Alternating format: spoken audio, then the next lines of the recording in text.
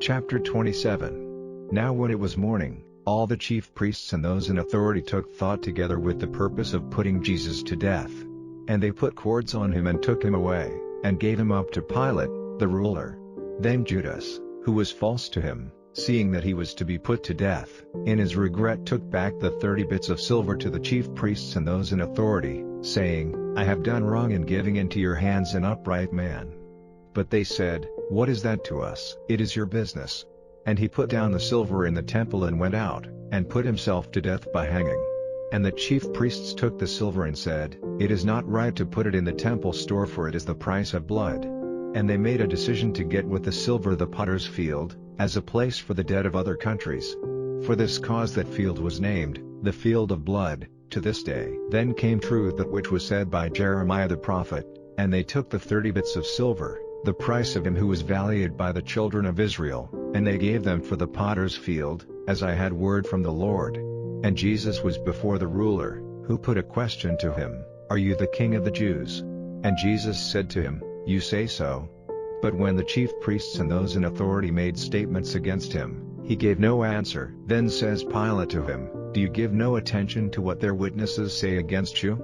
And he gave him no answer, not even a word, so that the ruler was greatly surprised. Now at the feast it was the way for the ruler to let free to the people one prisoner, at their selection. And they had then an important prisoner, whose name was Barabbas. So when they came together, Pilate said to them, Whom will you have, Barabbas, or Jesus, who is named Christ? For he saw that for envy they had given him up. And while he was on the judge's seat, his wife sent to him, saying, Have nothing to do with that upright man, for I have had much trouble this day in a dream because of him. Now the chief priests and those in authority got the people to make request for Barabbas, and for Jesus to be put to death. But the ruler made answer and said to them, Which of the two is it your pleasure that I let go free? And they said, Barabbas. Pilate says to them, What, then, am I to do with Jesus, who is named Christ? They all say, Let him be put to death on the cross. And he said, Why, what evil has he done? But they gave loud cries, saying, To the cross with him. So when Pilate saw that he was able to do nothing, but that trouble was working up, he took water and, washing his hands before the people, said, The blood of this upright man is not on my hands, you are responsible. And all the people made answer and said, Let his blood be on us, and on our children. Then he let Barabbas go free, but after having Jesus whipped, he gave him up to be put to death on a cross. Then the ruler's armed men took Jesus into the open square, and got all their band together. And they took off his clothing, and put on him a red robe. And they made a crown of thorns and put it on his head, and put a rod in his right hand, and they went down on their knees before him, and made sport of him, saying, Long life to the King of the Jews. And they put shame on him, and gave him blows on the head with the rod.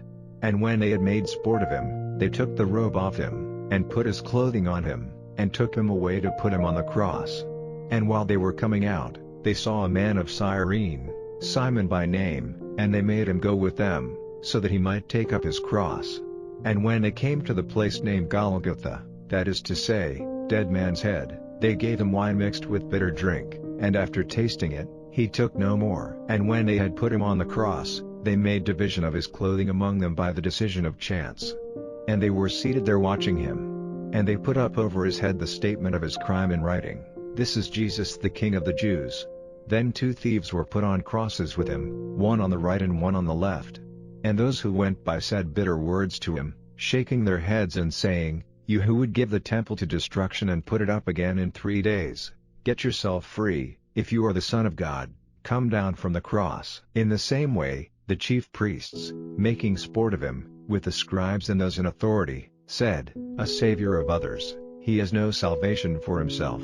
If he is the King of Israel, let him now come down from the cross, and we will have faith in him. He put his faith in God, let God be his savior now, if he will have him, for he said, I am the Son of God.